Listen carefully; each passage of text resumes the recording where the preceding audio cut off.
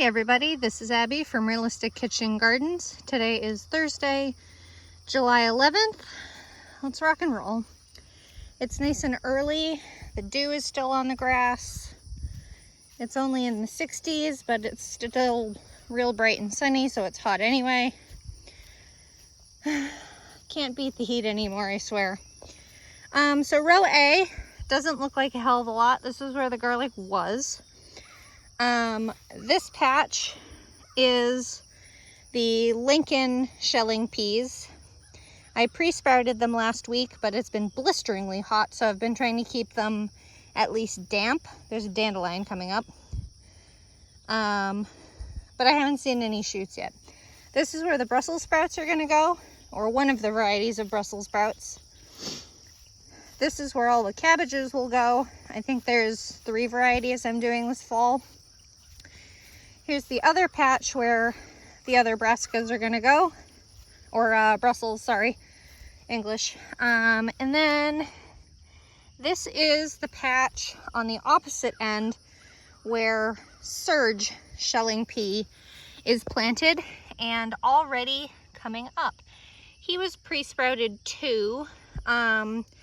This is a seed from Holmes Seed, H-O-L-M-E-S, like the county. We have a Holmes County in Ohio. And I guess that helped them sprout a little sooner. I don't know what the seed coating is. I haven't looked into it very heavily, but there. So that's cool. They're up. I'll have to mark that. Row B, where the onions were, needs to basically get the same treatment of broad forked, tilled, and then cleared out. This is where the rest of the brassicas are gonna go. So the other kale, I forget what else is going in here. I do so many, probably broccoli. I think I'm doing 8 broccoli and 4, 8, probably 9 or 10 cauliflower, but 3 varieties. So that'll all go in this row once this is torn up. I still have 2 or 3 weeks to get that in, so I'm doing fine. Row C, beans. I need to plant the last succession of Veller bush beans, which will go right up front here. I need to weed this edge. The grass always kind of creeps in. But these are the current Veller bush beans that were reseeded right after that weird straight wind storm. So they're coming along nicely. I mean, they're only a 55-day variety, so they come up fast. They have the purple pods. They're very disease resistant. They keep pretty small leaves compared to some varieties that have these great big huge honking leaves and you can't see anything. So I enjoyed this variety last year and they're super hardy. I mean, I seeded these during droughts and they come up basically as soon as the rain comes. They're great. And then this is the dry bean section and this is super exciting. So there was a runner on this bean. There it is. It's grabbing onto its friend. So these are pinto beans. Just like the dry beans you buy in the store, though I did buy these as a seed, not just planted random vegetables. So this plant is referred to have like 20-inch runners. I think they're a little longer than 20 inches, but the other day I looked at this and it had this runner climbing up this pole, but I guess it was actually really windy yesterday, so I'm not overly surprised. I don't know what I want from this. This isn't a bad thing for this to be here. I didn't really count on this thing doing runners that big, so I guess it's gonna have to do. Anyway, these will look like green beans when they're immature, and then instead of harvesting them as green beans, you harvest them as dry beans. So you just let the pods stay on the plant and they just dry out, and the beans inside will grow hard, just like when you buy a soup bean. and then you save them. And that's how you either save seed to plant for next year or harvest dry beans. The other funky looking plant behind it are the chickpeas. This plant is very uninteresting. It doesn't even have, well, it does have a couple flowers on it, but look at this. Look at all my chickpeas. I'm so excited. This was one of those experiments of, oh, what the hell, I'm gonna try this, why not? It's not gonna hurt me if it doesn't work. It's gonna do great if it will work. I planted dry beans that you buy in a bag to make, you know, whatever vegetables out of. You need to let go. You two can't be friends. You're gonna choke each other. Well, maybe not. Look at this. This is exciting. There's probably 1 or 2 little beans per those pods. I think chickpeas, as a gardener, as a small size gardener, small size, compared to the big ag fields, I think it's rather difficult to find a plain chickpea. They make black ones, and they make, I think they're pink or some other funky color like that. And the dry bean is actually that weird color. I just want chickpeas, man. I don't need anything fancy. So that's why I decided to just plant the dry bean, because you can do that with soup beans, like pinto beans and black beans and things, but you don't really know the growth behavior of them. Compared to chickpeas, they only do one of 2 things. They either get up to like 24 inches or they get up to 36 inches. So that was an easier gamble than green beans, or dry beans rather. Brassicas, I'm basically giving up on these at this point. These are the spring planted ones. I think they were technically seeded in February, and it's been in the 90s. I mean, I can't, I'm doing the best I can, but there's really only so much you can do for them. This is Varroa. This one was pretty chewed, and I harvested its companion before the first bout of 90 degrees. I mean, that's a nice firm head, but it's pretty small. This is Primero, red cabbage. They're coming along. So Varroa, I was gonna try to find the tag, but Primero is labeled as a 72-day variety. So this probably has at least another week, if not 2 on it. Here's Tender Sweet. Pretty good actually, but it's not fully there yet. It's still a few fluffy leaves on top. Here's Omero, which I think is a little bit behind Primero. They're 73 days, so 1 more day than that. And then this is Pixie cabbage. This one was chewed down really badly by, I think it was slugs. So that has turned into like 4 or 5 little micro heads. And then this is the actual Pixie cabbage, and it's not that big either. I think spring is a hit or miss time for cool crops, and this spring was definitely a miss this year. It just got hot. It got so hot so fast. So next year I'm not going to do, I'll still always do cabbage in the spring because we do coleslaw in the summer. I'm not going to do cauliflower in the spring. I don't know if I'll do broccoli in the spring. This is where blue ribbon broccoli was. They didn't do badly, but they should have been started earlier, I think. This is the Clementine cauliflower. I left it in the ground just so I could show you guys how badly this was bolting. This is actually only just producing its little head. That one is too, but this one, even with how small it is, even look how, I mean, it's not supposed to look like that. It's supposed to look like broccoli, like an orange broccoli basically. I mean, you guys know what cauliflower is supposed to look like, but this is This is my fully bolted clementine, and this was supposed to be the shortest day length, the earliest cultivar that I bought of the 3. It's supposed to be, I think, 55 days, and I don't know if we're technically there or if we're later. The weather has been really funky, so these are going to come out and just get fed either to the chickens or the deer, or just dumped in a compost pile. I think I'm also going to pull out this Swiss chard. We have not been eating it. I mean, it's not hurting anything, it's fine. It hasn't, weirdly, it hasn't even gone to flower or seed or anything yet either, which I thought it did in the heat. This is only my 2nd year growing it, and I'm growing it as a summer crop this year. Last year I grew it as a winter crop, and it is very frost tender, so don't bother doing that. Anyway, tomatoes and peppers. Catnip, loving life as it does. I will probably harvest this. Ooh, look at the little honeybee. Where did you go? This is why I planted this.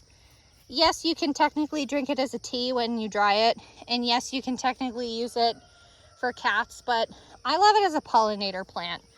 I grew a bunch of them last year with my potatoes, and of all things that I saw on it all the time was cabbage moths, which makes no sense. Anyway, moving on.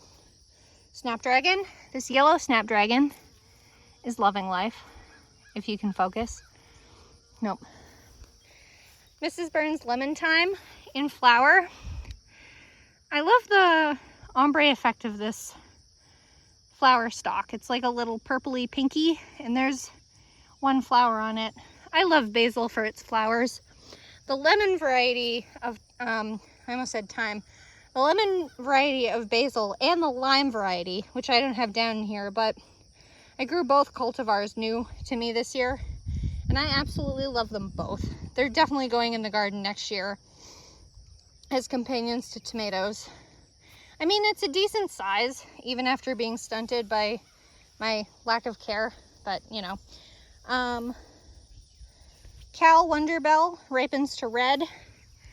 You are already loaded with flowers, hell yeah. As I do in every video when I see flowers, I'm gently tapping the plants to pollinate. Peppers and tomatoes have both the male and female parts to pollinate. They just need basically the vibration similar to what a honeybee would do, like the vibration of their wings. There's the other snapdragon, lovely in pink. This one's just called pink. There's the first bell pepper. I don't know if these plants are supposed to grow like this or if they're weirdly stunted and just doing whatever the hell it wants anyway. But they're growing very compactly upright. Like, I've never personally grown a bell pepper variety that just has the fruit straight upright. Like, I've always seen them like on the side over here like this. And then as it gets bigger, it'll hold down the side type of thing. Anyway, whatever it wants, as long as it's fruiting. Dwarf French marigold that I saved seeds to. I've saved both orange and yellow. I think I have a yellow one under the tomatoes, but these had a really hard time germinating, probably because I saved the seed and there's no guarantee of how good that germination rate is. There's another, am I on gold yet? Yes, this is the first gold Cal Wonderbell. It says 2 flowers on it. And we pollinate it while we're here. And it's not that I don't trust the pollinators to do their job, because they obviously do, but you tend to get better fruit when you do this. There's a fruit on that gold bell. Thought I saw another one. Well, there is another one coming. This one's gotten pollinated too. Peppers are easy to tell when they pollinate.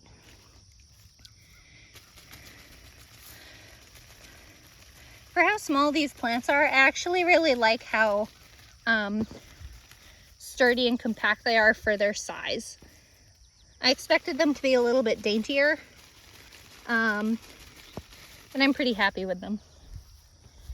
Emerald Towers basil, it's okay. I mean, it's a classic Genovese type, It doesn't bother me. It doesn't impress me. Next year on my list of to try varieties, I definitely want to try a couple other types of sweet bell peppers, because I'm not dedicated to any one. Here's my jalapeno that I'm still waiting to see if it'll change color, the fruit, because I have this great big huge jalapeno fruit in here, and I want to see if it'll ripen a different color. That's early jalapeno. I think it's supposed to be like 43 days or something stupidly early like that. Here is my very dainty Thai Moon and Vesuvius Thai chili pepper plant, which is going bananas. The flowers on this are so dainty and little this year, and I don't know if that's, it must be a plant trait rather than like a fault of growing or whatever, but I believe these ripen to purple. And then here's 1 and 2 sweet banana pepper. These plants I was worried wouldn't make it after that straight wind storm we had, because their main leaders got broken during the storm. But I had forgotten that peppers can be topped. Usually people do it a lot earlier. So they'll snip the top of the plant and force it to branch instead of stay on one. Kind of like my tomatoes have done. But they've come back pretty well. Probably because of only how early it was in the season. Here are Better Bush determinate tomatoes. These were purchased replacements for Cordoba and Hungarian Heart. These are taking place of Hungarian Heart at this very specific spot. Loaded with flowers, super stocky, already loaded with fruit. Getting more flowers. Here's my biggest variety of, I won't be able to come up with the name of this. Basically it's a spice bush basil, but it has the Italian name, which is the original variety name. Here's 2 more Better Bush determinates. Here's the one and only Hungarian Heart plant with a beat up fruit. It does have, look how huge the flowers on that is. This plant got knocked over yesterday in the windstorm, and I have some, I call it gardening tape, but it's green Velcro. It's this. I have more, so I'll need to help it upright so it doesn't hurt itself. Here is a determinate Roma, classic paste Roma replacement plant. Fruiting well, but not taking off very well. You're here, thanks for showing up. Here's the other one. And here is one of my little dwarf marigolds. Bartelli cherry, indeterminate, finally reaching the trellis. And then my first Cordoba, also tall enough for the trellis, but I haven't attached it yet. Loaded with a good few fruits. I love the shape of these. They're so fun and whimsical. They're almost like little fairy tale fruits type of thing. That one's a little, this one I think would technically be called cat-faced, maybe. It's not blossom end rot. It's just, it has an amount of scarring from the flower end, where this one is nice and tightly closed. So this is appropriate. But this is a little more, cat-faced is kind of like a twin type of thing. Cat-faced flowers actually very frequently do look like this. It's almost like 2 flowers were mushed into one. But I think these really large fruit type tomatoes tend to have those really weirdly large flowers, just because that's kind of how you get the big fruit. Here's another little teeny with the blossom still on it. That one looks like it's nice and tight. So good. You're carrying on. Here's another Cordoba. I see some little tiny flower buds. This is one that I think I just said I'm keeping you alive for the fruit. I wasn't expecting it to be able to keep going like that one. I knew that one still had its leader, which is how it produces, but I think this is another better bush. God only knows where the tag went. I mulched. I did some grass clipping mulch in here because it's supposed to be in the 90s this week and no rain till next Wednesday. So there's a fruit. Nice round fruits. I'm not overly familiar with the variety, but I specifically wanted determinates because I'm kind of over these like stupidly large, tall indeterminates. Like, they're just a scraggly mess. Keep yourself nice and neat and together. This is my preference, but teach their own. The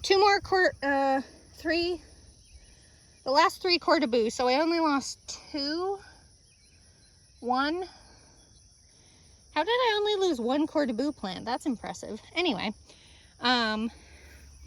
nice big fruits on this. But, excuse me, please get out of that. This is my favorite fruit so far that I've seen. And then there's also this one that to me it looks like a pear. I think it's so fun. It's gonna be fun to see how big these get. And then here's another cortabou. You need to go up that, I think. I don't have enough hands to do this. Don't do this while playing with the camera, Abby. This isn't how this is done. Fine, I'll come back with tape and I'll get you organized in there. God, it's already hot. And then this is a Martino's Roma, supposed to be determinate replacement plant that I got from the farmer's market. You showed up, congratulations. It does have a couple little fruits on it, but I don't think this is very happy here. This was that cursed spot where these are my determinates, my determinate Roma plants that I started from seed. And that's the spot where one of them just randomly died. No reason, just died. So that may be a cursed spot, we'll see. I have one of those with my tomatoes too, or cucumbers, sorry. I'm loving this determinate Roma plant. Like, look, that is one plant with all these darn fruits. And they're decent sized fruits. I mean, Roma tomatoes are not known to be big, but they are known to be very dense and meaty. I do have one of them dropping fruits, and this could be blossom end rot, which is usually considered an issue with poor calcium uptake, but more often it's inconsistent moisture or inconsistent watering because calcium can't be taken up when it's too dry. So keep your tomatoes watered. And I'm a very bad example of that because I'm not watering anything except seedlings because my spigot's up there. So there. My favorite snapdragon, which is called orange, but it's obviously a pink ombre. Whatever works. Potato row, empty, waiting on potatoes to sprout. If they do, I have, in theory, potentially enough time to do another seeding, but we'll see what happens. Tomatillos, looking like a mess. I'm going to do my first harvesting right after I finish with you guys because there's a number of fruits that are ready. Not that you can see that because the sun isn't on it. And you just want to lay on the ground. Here's a good one. So it has, the husk is dry, mostly dry, and the fruit is split open, and the husk is split open. The fruit is still nice and green. These are meant to stay green. There are varieties that are meant to be purple when they ripen, and I think I'm going to get some of those next year. But at the moment, this is what I got. So Tomatillo salsa verde is in my future. My unweeded, uncared for, epically failing, brilliant celeriac, which is a celery root. I might as well tear these stupid things up. Sweet peas finally flowering. I think that's another celery root, but yeah, that's another celery root, so that's 2. And then this is the last celery root, 3. These are better than the other one. Barely. God, what an awful year for celeriac. I mean, last year was excellent, but this year is just abysmal. Tall Utah celery is doing decently. Another one of those crops that really wants consistent watering, and I'm just not giving it. So this is probably going to be more like a cutting celery if you've ever grown that type of plant. It just produces these little stalks that are tender enough to just chop up as is. But it's not like, you know, those hearts, those gigantic hearts that you get. So we take what we get. My first year growing actual celery, like stalk celery. I think of the two though, I prefer celery root. This is empty where the carrots were. I'll probably do a cover crop on these over here. Probably start with a batch of buckwheat because that's a hot weather plant, and this is an empty patch in no man's land, mostly because it's straight on clay. And then this zucchini plant got knocked over in the wind yesterday, but they're little bushy plants anyway. Spineless bush zucchini with a bunch of flowers open. I think they're all males though. Nope, that one's a female. That one's a female with all the bees in it. And then plant 2 with a squash. And plant 3, I think is thinking about it. There's 2. There's 1 female flower. And then there's the other one. But the flowers haven't even opened yet. Whew, okay. Most frequent seeding of summer dance. This is technically the second seeding of summer dance. That was a couple days before the storm. I think it was July like 14th or something like that. And it's a 65-day variety, seed to fruit. Here's the second seeding of summer dance. So they're starting to sprawl out because I don't have enough trellis to go around. And it has a baby fruit on it. I much prefer them climbing. I think this variety does really well climbing. I think the pickling cucumbers may or may not care. But I think this variety, like it's already a J. Though that might be nutritional and it might be. There's another J. Anyway. Here's the current summer dance. There's a female flower that I think is pollinated. I thought there was another one along here. This plant, these plants are surprisingly hardy. I mean, I feel like some cucumber plants, you look at them funny and they're like, I'm done. This one has survived the storm, has all the scarring from the storm, and then it's just like, nope, I'm still going. Move over, which I appreciate in a plant. I much appreciate hardiness and disease resistance because ain't nobody got time to baby plants. Here is the second seeding of Max Pack pickling cucumber. So this was seeded, maybe it's the first seeding. I think this was the seeding from May 14th. So this should be, I've already gotten fruits off this. For some reason it doesn't want to climb up the trellis. I'll train that after I get off here with you.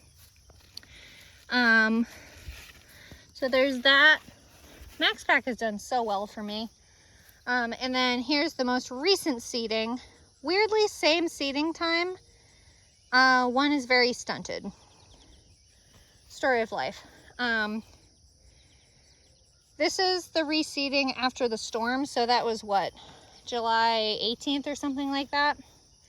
So they're coming along. We'll see how we do. And then these are the 3 original transplants seeded in April and producing. I've pulled off a couple. either irregular shape or not producing well, so they're just rotting here. Oh, there's one that needs to come in.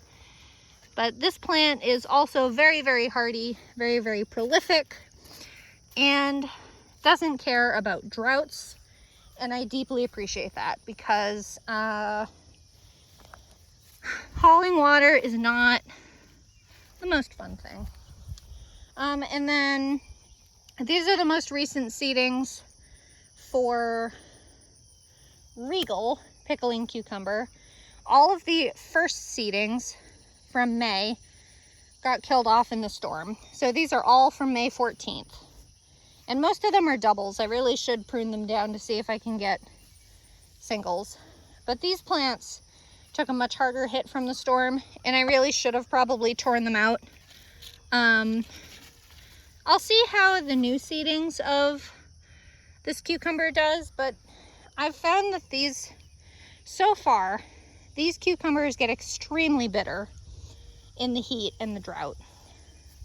Orange Jing okra, this is the middle seeding, which is probably actually the third one in reality. This is the oldest seeding of it, and this is the one with the pod on it. Very handsome, but there's only one, and we can't make a dinner out of one. But at least I'm getting to that point. And then there are some flower buds getting ready to open, probably in a couple days. This one down here. This one will probably open in 2 days. And then this is the most recent seeding of Orange Jing okra. Did I say burgundy earlier? Whatever I said, it's Orange Jing okra. It's all Orange Jing okra. Once the plant gets started, I've appreciated the hardiness of it. But it's hard to get it past a little bit earlier than that. Getting it to its second set of true leaves has been a challenge for me. And maybe it's because I started it too soon and it likes that much heat. I have no idea. Anyway, there's a lot of blossoms open in the squash row, so I'm not going to go digging around too much because I don't want to get stung. I'm not allergic, it just hurts. But I have one fruit. The second fruit, this is the bigger one. Cosmos are coming up. Here's that giant marigold. I'm looking for bees before I stick my hand in. Ooh, there's another fruit that has, it's actually a fruit, it's not a flower. And then there's another flower over there that kind of feels like a female, but I can't see it from here, and I'm not going digging in. This is the first of the, I think this is the first of the, nope, that's actually part of that, the climbing honey nut, which is like a miniature butternut squash. This is one of two plants that are, I think this is night shift, but the tag is gone. Ooh, here's a yellow giant marigold getting ready to flower. That's exciting. Here is a night shift fruit that isn't mature yet, but it's getting there. This plant is much happier here. This plant and this plant, technically, and that plant, because there's two in one stack, are the same plant. Not the same, but the same variety. So this one likes this spot better than that spot for whatever reason. It's amazing how a foot sideways makes a difference. I also did fertilize these not that long ago, so I'm sure that helps. This is night shift also. There's a female flower open. There's another female flower not open yet. There's another female flower not open yet. And then this is sweet nut, which is a honey nut that's supposed to be a pepita type squash. I think this ripens to orange, if I remember correctly. So this has got a ways to go, but this is very compact and bushy. And whether it wants to be that way or whether it just is that way, I don't know. That's another this is the other, try not to get stung because I think that's the female flower right there. But there's another fruit that's pollinated and working on it. This is the other honey nut. Did I say pepita squash? I keep doing this. I keep getting distracted.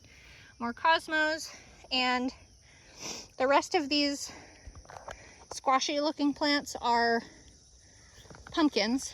Well, pumpkins. They're Lady Godiva, which is supposed to be a pepita type squash that is pumpkin shaped, because pumpkins are technically still squashes.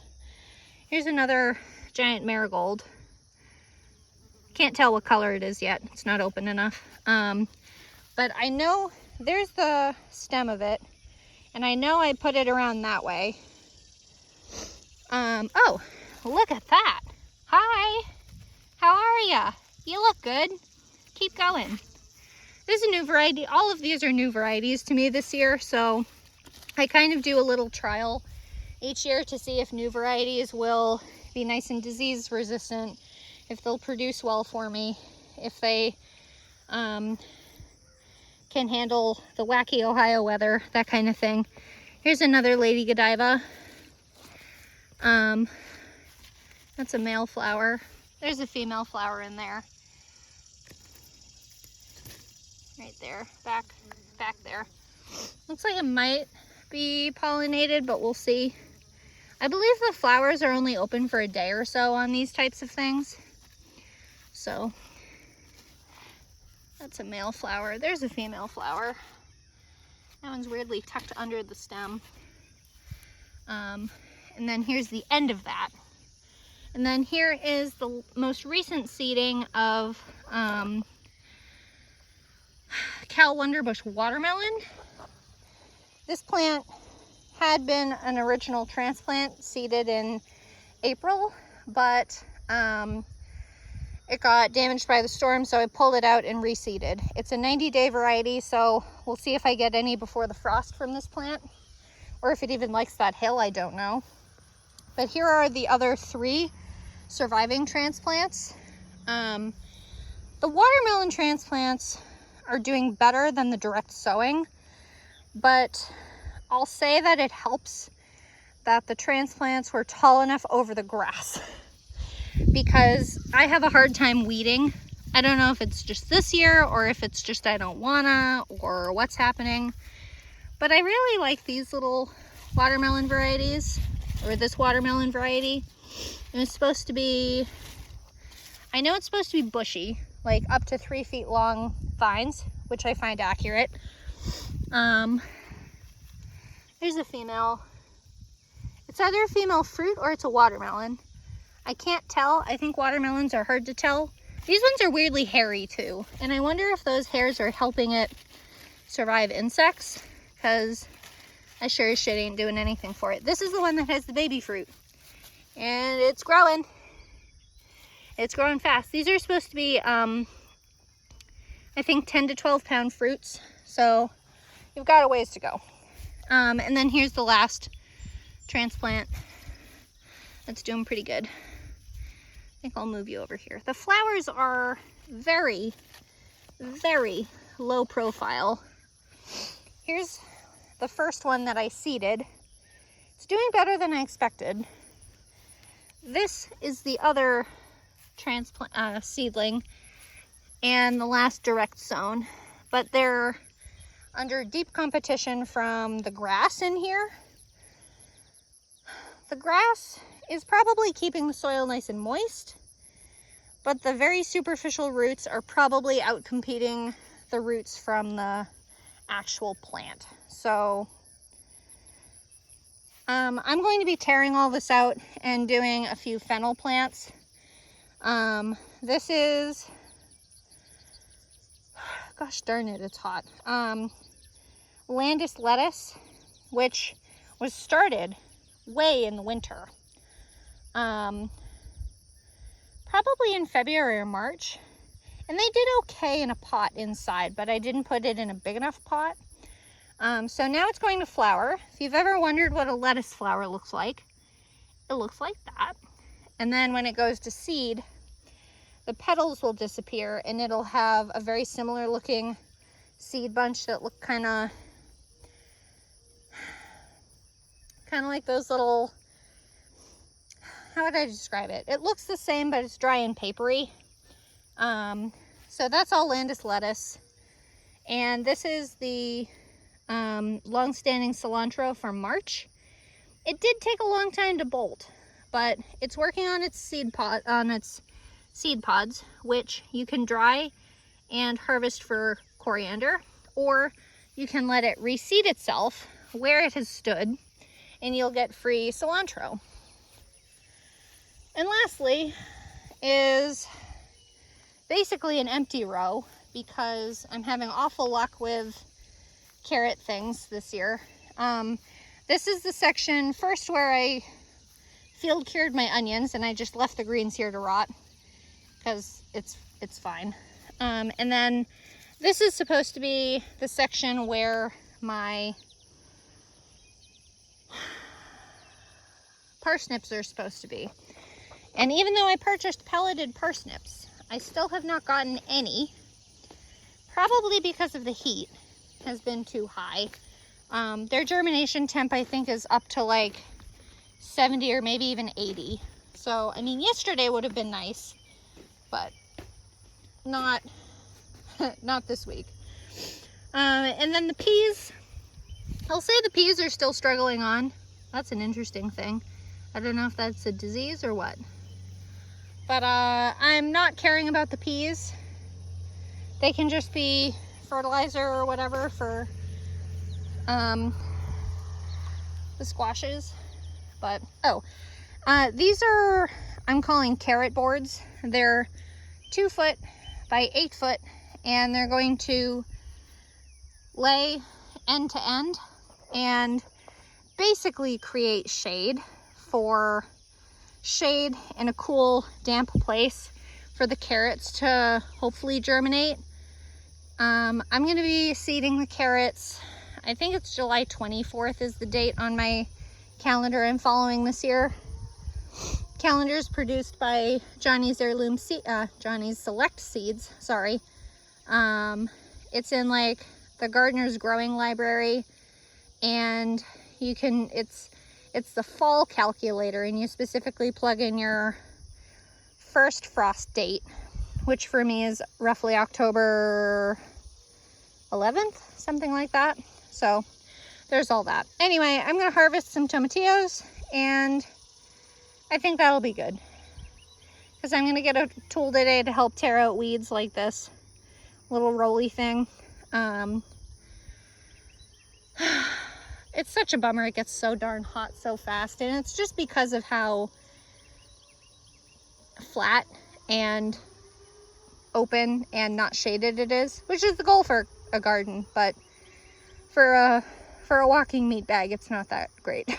So anyway, if you like this kind of stuff, please like, comment, and subscribe for more, and follow along on my Facebook page, Realistic Kitchen and Gardens, to watch the daily chaos that I managed to produce. So that's that. Bye.